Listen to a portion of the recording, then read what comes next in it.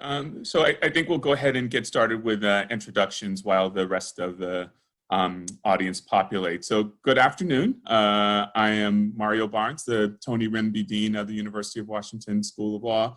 And once again, it's my great pleasure to join you for our third session in this amazing class, Law on the Time of COVID-19. I'm really excited about the speakers our instructors have put together today, and I'll do brief introductions before turning it over to the instructors. And so we're very lucky to have with us Professor Jennifer Fan, who's an assistant professor of law at the University of Washington Law School and the faculty director of the Entrepreneurial Law Clinic. Her scholarship focuses on the intersection of law, innovation, and entrepreneurship. And she's the 2019 recipient of our Philip A. Troutman Professor of the Year Award, as well as a rising star in the area of scholarship on law and entrepreneurship. She has thankfully created for us an extensive list of resources for small businesses seeking information on how to navigate the COVID-19 crisis, and you'll be able to link to those resources through our course website. Second, it's my pleasure to introduce Orly Lobel, who, I love saying this, is the Warren Distinguished Professor and Director of the Employment and Labor Law Program at the University of San Diego. As Orly knows, San Diego is both my hometown, and I have known Orly since her very first year in law teaching, when I tried to persuade her to take a job at the University of Miami instead of the University of San Diego. But Orly has developed into an amazing public intellectual, a leading scholar in the nation who has advised both the Federal Trade Commission and the White House on employment mobility policy. She's also a leading expert on legal ramifications of the gig economy. And we've also linked some of her work to our website. And finally, it's my pleasure to introduce Lea Vaughn, who's the Law Foundation Professor of Law Emerita, a widely sought after speaker on legal issues in the workplace. Her teaching included the full suite of employment relations, so labor law, employment discrimination, employment law, as well as civil procedure, administrative law, and legislation. Her scholarship is at the intersection of labor and employment law and cognitive psychology, another subject matter that is close to my heart. She has generously provided a thorough slide deck that delves into detail on a host of employment law issues, and gathered some additional background materials that you can link to through the course website. So I'm very excited to welcome this group of speakers to today's panels, and I now turn it over to our course instructors. Thank you, Dean Barnes. Professor Vaughn, let's start with you. What recent laws or legal programs have arisen because of the pandemic in order to help workers of all stripes get through this? Okay, and this is at a pretty high level of generality. It also could change tomorrow, depending on what happens in Congress. But basically, there are two statutes. One is the CARES Act, which stands for Coronavirus Aid, Relief, and Economic Security Act. And the second is the Families First Coronavirus Response Act. Coming back to the CARES Act, that's the one that is the foundation of the $1,200 stimulus check. But as it pertains to labor and employment, it basically adds $600 of federal money to everyone's weekly unemployment check and extends unemployment, which typically is for 26 weeks, out to 39 weeks. Something that Orly will speak to is the way in which that statute also added gig workers, people who don't meet the 680-hour requirements, self-employed people, et cetera, are going to be able to get benefits. It does have three types of unemployment that are like FPUCs, PUCs, PUAs, things like that. My slide set explains that in more detail. There are some requirements depending on your employment status as to whether you're going to get that coverage. But basically, it's $600 of federal money, extends the classifications of workers who get it, as well as the $600 weekly amount on top of your state benefit. The second statute, the Coronavirus Response Act, is basically, and it's really important to understand, it only applies to businesses with 500 or fewer employees. and a limited set of public employers. But basically what it will do is give 2 weeks of paid leave to all employees. And again, high level of generality, there's different categories, exceptions, 6 conditions to meet, etc. Additionally, if you have worked for your employer for 30 days, you may be eligible for an additional 10 weeks of paid leave. Employers are going to be reimbursed for this through a tax credit program. There are caps on the amount of money you can receive for the paid sick leave. So, you know, there's a lot of devil in the details. Also, you cannot simultaneously get unemployment and sick leave. Also, for those of you who are in the state of Washington actually recently has enacted, this in the last couple of years, a paid family and medical leave act, as well as a paid sick leave for, you get an hour paid for every 40 hours worked. One of the big complications is going to be for workers is wading through the details of these, and for employees and employers, trying to figure out how they all fit together and all of the differing requirements. But basically, extra unemployment and paid sick leave. So. Scott, you're muted.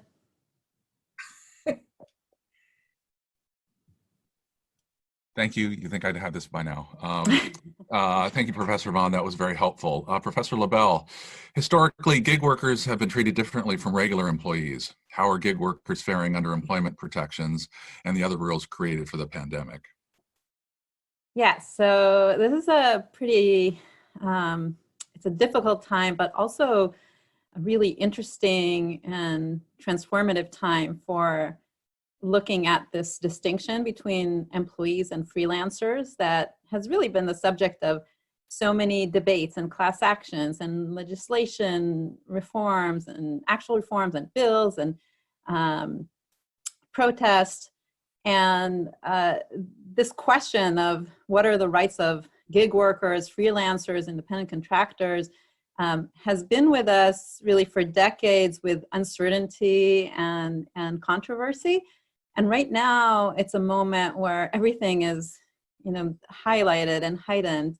As Lea said, the really interesting thing about both the CARES Act and the Families First Act is that they actually extend unemployment insurance eligibility and sick leave to freelancers. And that was reported widely as kind of maybe a compromise, an extension that was lobbied by companies like Uber and Lyft to provide that kind of security to people who are not the traditional employees as well. But these are all, I think Lea, who has, I think, studied this more than all of us, the actual details, already mentioned that the details are still being worked out, and there is now a lot of reports that the actual eligibility is contested for gig workers. For example, immediately after the CARES Act was enacted by Congress, the Department of Labor, the Federal Department of Labor, issued guidances that made it more difficult for gig workers to actually apply for these benefits. So the guidances make it really difficult for gig workers to show that they absolutely can't work and they're out of a job. And so there, and the kind of other catch-22, I'm calling it, wrinkle in all of this is that there are various states who have extended classification to employees, of employees to gig workers. And now there's this catch-22 where the federal government may be claiming that because of that, gig workers are eligible under the regular unemployment insurance, and that therefore they're not eligible under PUA, while the actual warrants or the giving of unemployment has not been operationalized yet by the state. So they might find themselves in this kind of bind. Great. Thank you very much. Professor Fan, what has been done to help small businesses? We've been talking about employees and gig workers. What about the small businesses themselves? Sure. So a number of programs have been created or expanded at the state and federal levels. As Lea mentioned, there was the CARES Act, and a key feature of the $2 trillion CARES Act was the Paycheck Protection Program. And the intent for that was to provide qualifying small businesses, nonprofits, veterans or tribal organizations, small proprietors, individual contractors, and self-employed persons with the financial support necessary to stay in business and avoid layoffs or cuts during the pandemic. There was also the Small Business Debt Relief Program that was enacted for non-disaster SBA loans, and they ranged from $50,000 for microloans to $5.5 million for 504 loans. There was also the SBA Express Bridge loans, which enabled small businesses who currently have a business relationship with an SBA Express lender to access up to $25,000 quickly. Let's see. In addition to that, there was the Economic Injury Disaster Loan Fund run through the SBA, so the Small Business Administration. And that was expanded so that there could be an emergency advance of up to $10,000 to small businesses and private nonprofits who are harmed by COVID-19 within 3 days of approving for these so-called EIDL loans. And it did not need to be repaid, at least a 10K advance did not need to be repaid. There's also a number of free counseling through resource partners run through the SBA. So, you know, a common theme here is that a lot of the federal aid was run through pre-existing structures, such as the Small Business Administration. Another part of the CARES Act that hasn't really been talked about a lot was the Main Street Lending Program. So there are two components to this. There's the Main Street New Loan Facility and Main Street Expanded Loan Facility. So this established a new $600 billion program aimed to ensure credit flows to small and mid-sized businesses that were in good standing before the COVID-19 pandemic. Great, thanks very much. Oh, sorry, could I just add one quick thing? Oh, about absolutely, yeah. Washington State resources. So there's a number of resources geared towards small businesses. So for example, in Washington State, they've deferred business and occupation taxes. There's been an expansion of the Small Business Stabilization Fund, which targets outreach to micro businesses in high-risk areas, and relief for utility payments, as well as a new small business recovery task force headed by former Governor Gary Locke and former Council President Bruce Harrell. Great, thank you. So, Professor Vaughn, back to you. Do you have a sense of whether these programs are working and hitting the right people and providing the relief that's intended? Okay, it's a little early to say, and I'm going to be a little political here. First of all, labor and employment is an incredibly complicated web of statutes, state and federal law, ordinances. It's crazy. And so on top of this, I want to also drop in the OSHA health and safety picture. I think it's a little early, but a couple of concerns I have, particularly about the unemployment, is a big problem has been getting information out to people about what their rights are in terms of unemployment, sick leave, health and safety. That's been a problem. And you're seeing the digital divide in the sense that, if you're at home, you've got a computer, you've got internet, you can find out about these things, right? And then to my political point, Fred and I were talking, it's been popular in some circles to talk about starving the beast, that we pay too much for government. Well, the problem is if you've got 22 million people applying for unemployment, and we just had another 4.4 million come on last week, the computer systems for all of the states are crashing. And not only that, most states don't have enough staff to really service all of the people. There are a lot of questions. You've probably seen all the press stories about people who couldn't, get through to unemployment. I know that Washington crashed last weekend. A lot of the states have old legacy computer systems. So you can have all of the progressive statutes in the world, but if you don't have the people and the infrastructure in terms of equipment, it's not necessarily going to work. You've also got this problem that Orly hinted at. Department of Labor Secretary Scalia, who, yes, is son of, has given very narrow interpretations to who is an employee. Similarly, they've been kind of putting a thumb on OSHA in terms of enforcement and responding to claims.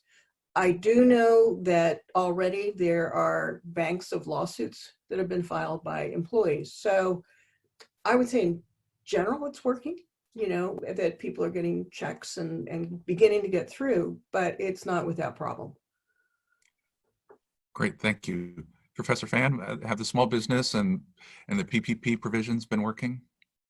Unfortunately, insofar as early evidence is concerned for at least the PPP loans, it really has had a very rocky implementation, and there's just been this tension between speed and accountability. So they wanted to get the money out there fast, but there's been issues with, well, who exactly is it going to? And so when you set up a system where it's on a first come, first served basis, it brings up questions of access and fairness of the distribution of these funds. And as we've seen from recent news headlines, that was exactly the case. You had very large public companies who weren't supposed to be part of this, who weren't supposed to be able to take a part and participate in this program, but yet they were able to get money. So Shake Shack is probably one that people have read about, and they gave back the $10 million.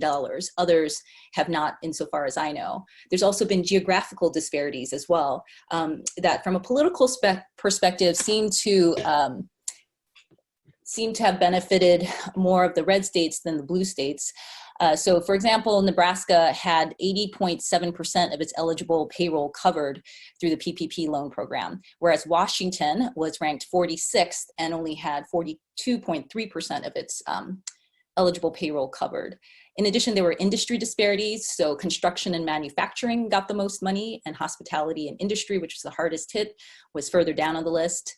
And there wasn't enough money allocated for the program. So as we speak, the House is working on approving the second tranche of money because now appropriations have run out. And so within less than 14 days, 14 years worth of loans, which would have been in normal times, was distributed. So there's going to be some issues. Great, thank you.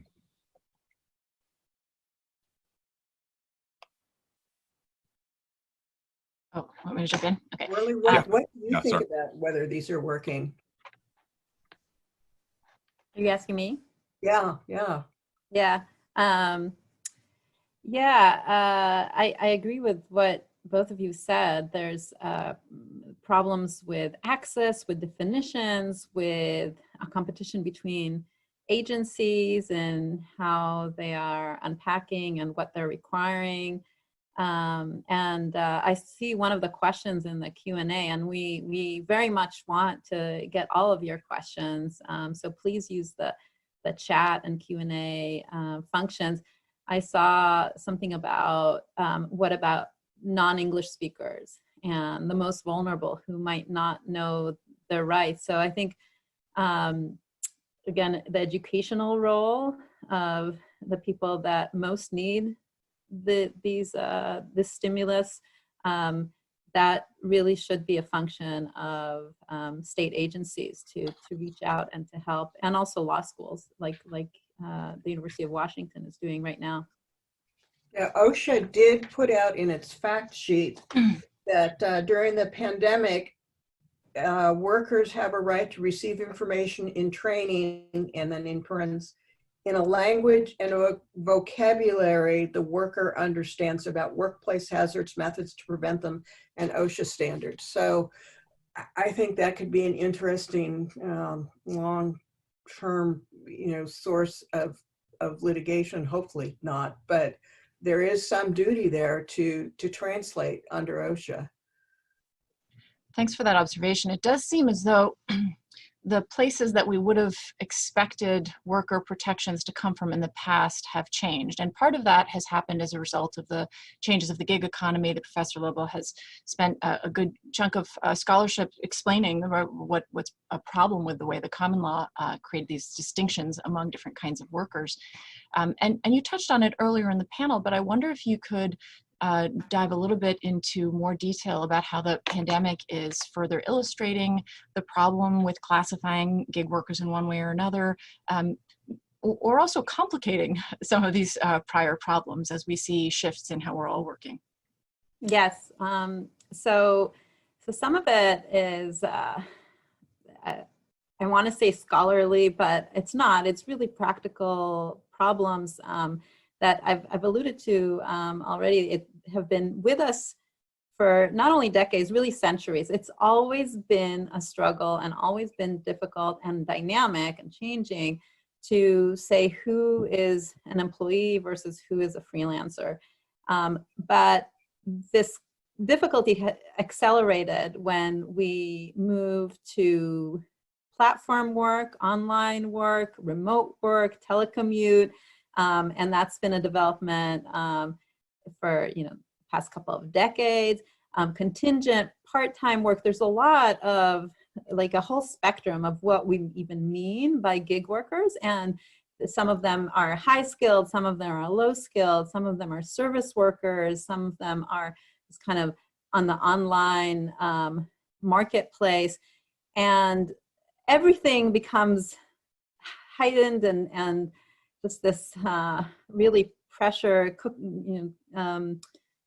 how do you say in English, pressure cooker, that everything is just really now in extreme because we're in a crisis. And in a lot of ways, this crisis actually shows, as Zahr just said, how a lot of these definitions of who is an employee versus who's just working with flexible, remote, less control, of physical control of the employer, which by the traditional common law means that they might be a freelancer.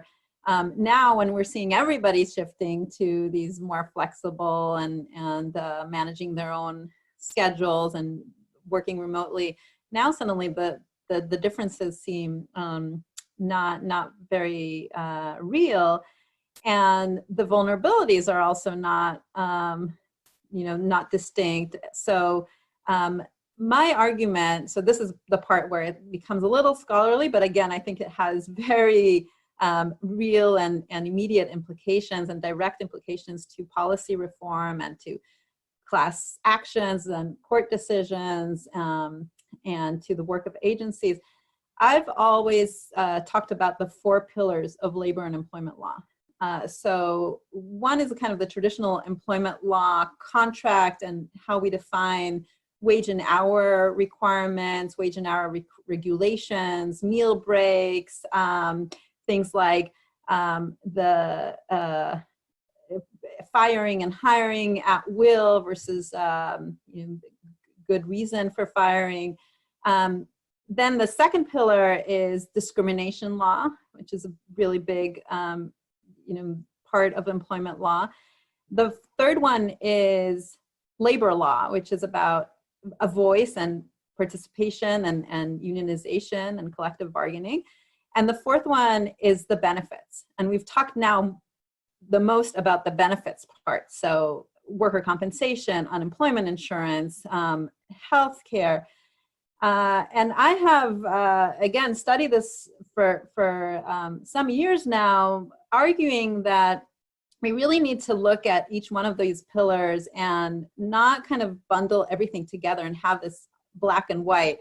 For everything, you're either an employee and you're eligible for all of those pillars and protections and regulations versus you're an independent contractor and then none of that applies. It just doesn't make sense. It never made sense. And I think that certainly now we're seeing how much it doesn't make sense. And I can talk, and again, in the questions and answers, and I can talk more about some solutions that I have and paths that I have, but I'll just throw out that I think that we really need to move beyond this question of classification and look at, what we're trying to achieve in terms of regulatory goals, and, regardless of how we define, and instead of wasting so much energy and trying to apply a 20 prong, factor test that the IRS has versus a 3-prong test that the ABC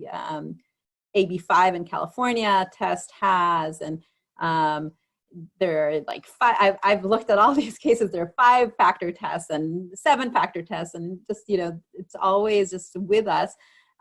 We just need to look at, the labor force, the job market, and deliver the kinds of protections and the kinds of flexibility that will allow our economy to thrive, but also protect our vulnerabilities. Sorry, you're muted again.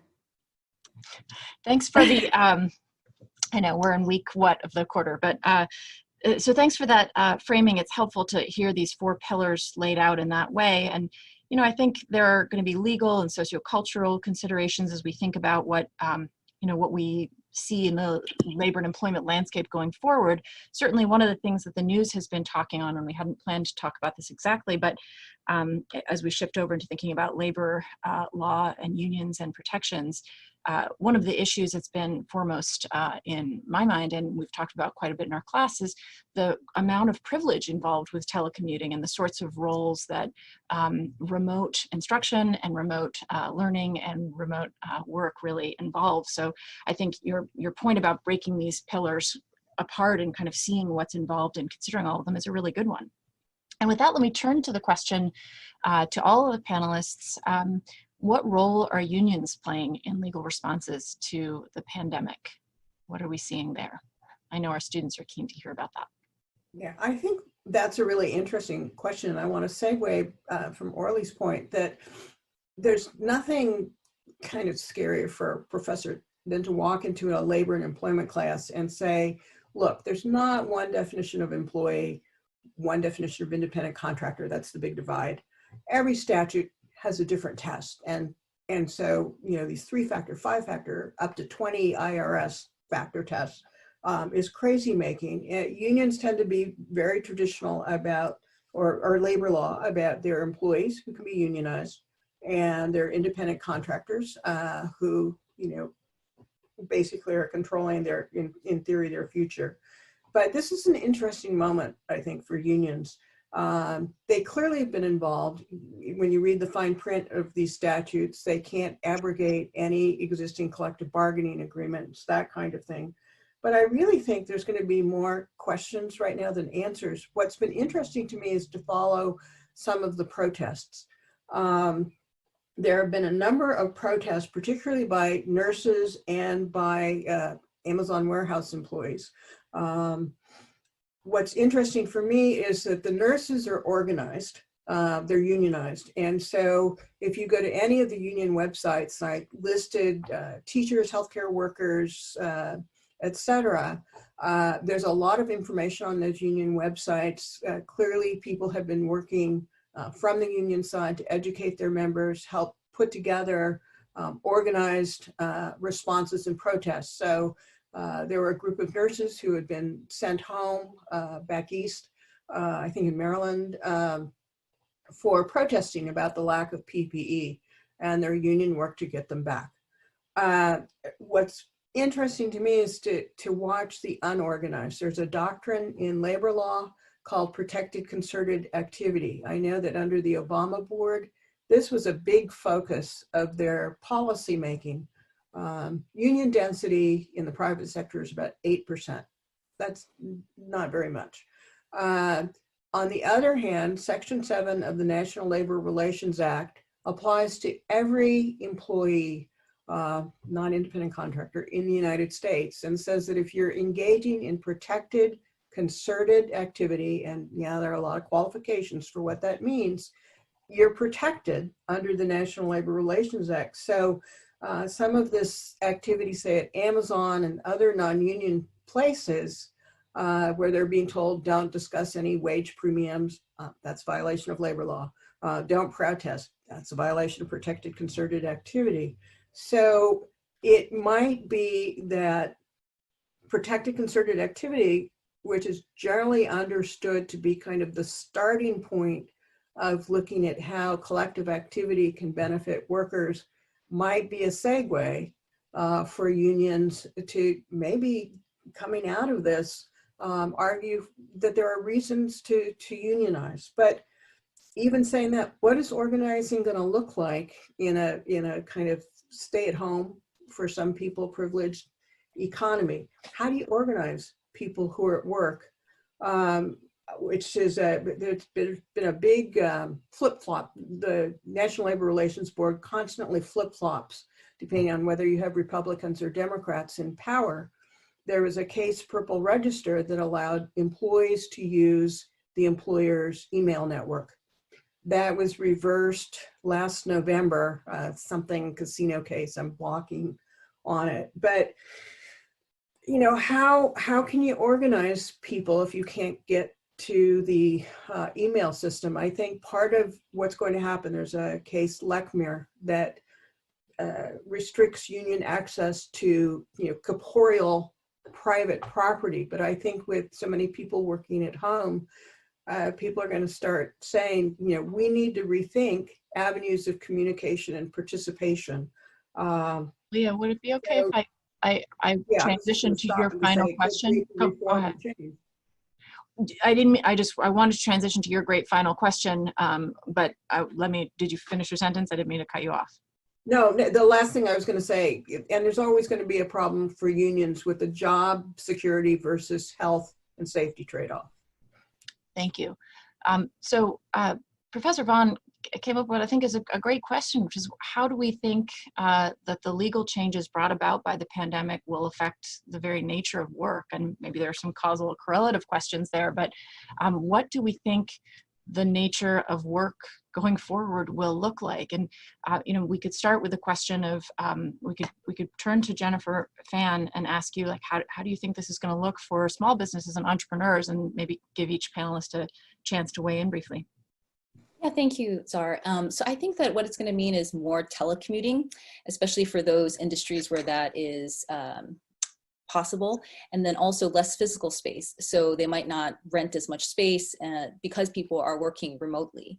And I think it's just also going to just kind of broader policy matter going to shine a light on, well, how does this kind of, if we implement this situation where we're using less physical space and more telecommuting, then which communities are going to be disproportionately affected by the fact that they can't take advantage of this? And as some studies have shown already, unfortunately, in the African American community, very few of them are able to telecommute. And a lot of them are in the essential worker category. So what does this mean for them? So I think we have to think more expansively about, what protections can we put in place to help those that are most vulnerable. Thank you. Let me come to you, Orly.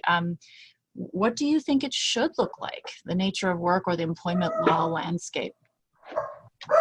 Yeah. So this brings me to, there's a dog. It brings me to these kind of paths that I was talking about, where I think that one of the things that we should do is exactly what Jennifer was saying before: look at vulnerabilities and simplify this question of who is protected. On the one hand, think a little bit more creatively about intermediate solutions. So, for example, you asked before about the future of labor law. There, I think, traditional labor law probably doesn't fit a lot of gig workers, but it doesn't mean that we can't think of kind of a third way or intermediate voice and ways of participation. And that's already happening with a variety of kind of freelancer associations that have really been very active in pulling together the resources of employees or gig workers. The other thing that I think is really crucial, again, with the stimulus bill, with the crisis in general showing, is delinking even from employment in general, our social welfare network. And I actually think that the Affordable Care Act was a really big step already in that regard. So I know that Washington State has a bill that was introduced this year about that concerns portable benefits. So again, things like unemployment insurance, sick leave, worker compensation, they could be attached to a person as they come in the labor force and not really linked to the one employer that they happen to work for. And this is really also key because your dean mentioned this other full world of scholarship that I've been involved with about employee mobility and non-competes. And one thing that has happened a lot with gig workers, and actually because we're entering an economic crisis, we'll see more and more people in this reality. We have, unprecedented numbers of unemployment right now. We'll see a lot of people working from multiple companies. And so thinking about eligibilities in a way that doesn't attach their security and their social network and social safety to one employer is really important. And the final thing I'll say, again, tapping into what Jennifer was talking about, she talked about various identities. So she talked about racial minorities that are disproportionately in some sectors of service work that can't really telecommute. I am also worried about other identities. So I think that age discrimination is on the rise. And when we're looking at telecommuting and kind of moving all online, I worry that that's something that will, and especially just people seeking work, new work now, I think we'll see more age discrimination. I also worry about the disproportionate harm to women who are coordinating these kind of work at home issues. I know Zahr and I talked about this ourselves with having children at home and continuing our work. This is all going to be very much the continuation of a lot of employment and labor law intense thinking. And it's just a moment that we can think about transformation and restructuring. Thank you. Professor Vaughn, do you want to crack at answering the question? I know we've got a couple students. I really want to hop on the back of what Orly said about this could really be a transformational moment. When you teach employment law, one of the starting premises besides the employee independent contractor split is that the United States is the only industrialized, or maybe one of two, Papua New Guinea or something, that don't provide through some kind of state safety net health insurance, okay, paid family leave, parental leave, childbirth leave, whatever. This is the only place where all of that is tied to your work. And I think decoupling them, as Orly suggests, is something that we're going to really need to think about. The discrimination issues are very, very concerning. There's already been a rise in complaints at the EEOC against Asians being blamed because of political rhetoric. At the most mundane level, for example, do we really need super strict dress codes? My observation downstairs in my dining room is that work is getting done in sweatpants, pajamas, and bunny slippers, okay? I'm not advocating showing up for court hearings virtually, in your bathrobe, but work is getting done in all kinds of new ways that we hadn't thought about. And being 66, I'm glad you brought up age discrimination, but on the other hand, I'm also really concerned about millennials and Generation C. Millennials already took one big hit. They graduated at the end of the recession, and here at a point where they should really be hitting their highest earning power for the next 10, 20 years, they're taking a second hit. Then you've got the Gen C people who are entering a workplace where, if you look at the figures about law firms and other places that are canceling summer associate programs, reducing wages, furloughing people, that's all very anxiety provoking. And, I just want to also put a word in for being empathetic towards people. But what does a workplace look like where, we couple some of these things, but also realize that everybody is a person, and how are you going to treat people? I'm also really interested in what's going to happen, say, with minimum wage when you get essential workers who are getting hazard pay, and this $600 benefit on unemployment. Basically what it's saying is that we're running a country in which a good number of people don't get a living wage. And this suggests that has to change. Thank you. We have a question from one of our students. Would you please address wrongful discharge claims that have been begun to be made by workers who were discharged in response to COVID-19 concerns in their workplace? To what extent are these wrongful discharge claims likely to fall under whistleblower protections? Open to the panel. I can take a shot at this. First of all, the role of whistleblowing is always important, and it's definitely very important right now when we have a health crisis, and we're already seeing it both in the private sector and also in the public sector. What is going on with deciding about testing and drug approvals and warnings, and how prepared we are. And whistleblowing is sort of representative and wrongful discharge as being part of that arm of anything that's retaliatory when an employee is protected. A representative of what we were talking about, how employment law is such a patchwork. So OSHA has a specific provision, the OSHA Act, on if you refuse work that's unsafe, and or you speak out against noncompliance and then you're terminated, then that's wrongful discharge. That's a type of whistleblowing. There are also state laws with kind of more general whistleblower protections.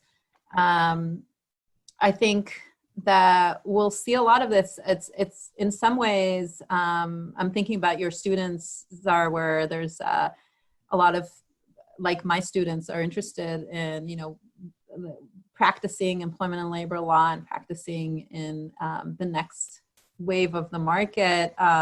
And I always think about employment law as a little bit counter-cyclical to the economy, because when there's a lot of firing, I think we see actually a rise in wrongful termination claims and discrimination claims, and any kind of cause of action that might be there to protect employees. And some of them are good claims, and some of them are not. And so we'll see a lot of litigation around that. Yeah, and I also just want to raise the whistleblower, and the almost every statute has a non-retaliation provision in employment and labor law. But there's a tort claim that comes up, wrongful discharge in violation of public policy tort. And I think, Zahr, you taught tort, so I don't know if you hit on that. But basically, the person's going to argue that because of something they did in regards to the virus, maybe whistleblowing or concerns about their health and safety, may have violated public policy at this time. So that might be another basis. Thanks for bringing that in. As I'm scanning the many rich questions that our students submitted on their Canvas course website, not just to this public conversation, and they're having these rich conversations off to the side. And it's worth pointing out that one of the things that interests a lot of them are the ways that coercive workplace pressures might force certain sorts of decisions even absent the law, right? They might be allowed to do certain things under law, but they might feel pressured to, for instance, do one thing or another. Hospital workers might feel like they have to show up and work without PPE, for instance, for various reasons, including their oaths that they've taken, or fear of other kinds of impact, even if it's not lawful for them to suffer that way. And I want to come back to Leah's point about empathy, and really think about what ethics we need to be guided by as we think about the workplace, right? Where formal laws might or might not be enough when there are political pressures and other kinds of ethical questions. We only have a couple minutes, but I just wonder if you have any of the three of you have thoughts about what sorts of norms or ethics we ought to be turning to in places where it feels like our laws might fail to take care of our workers as humans in our society.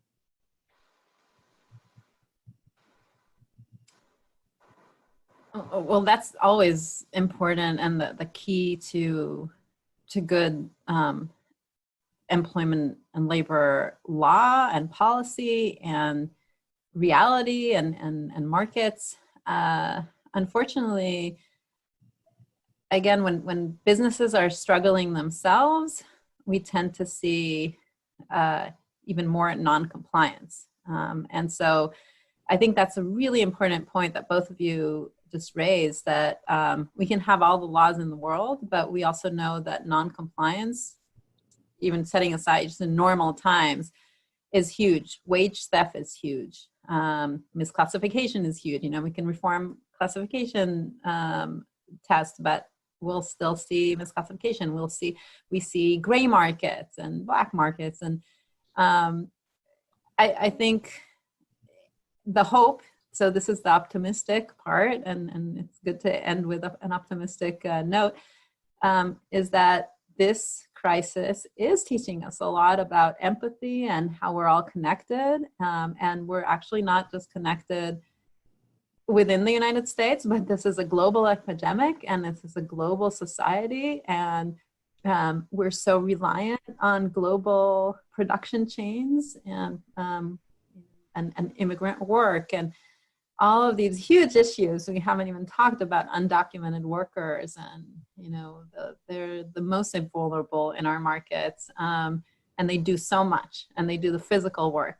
They don't sit in their pajamas and their robes, and so yeah, it's so hard questions, but that's why we need really good new lawyers and a new generation of policymakers and good political actors and a good society.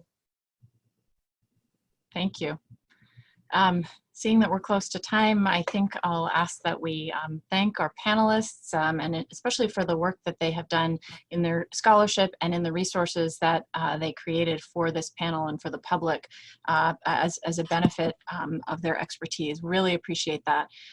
Next week, our topic shifts to vulnerable communities, and we'll be studying various iterations of that during the week. The public panel, in particular, will focus on people behind bars. There will be a couple of speakers on incarcerated populations, and at least one speaking about the lot of immigrants and detainees. So look for that this time next week. We'll circulate that on the course website.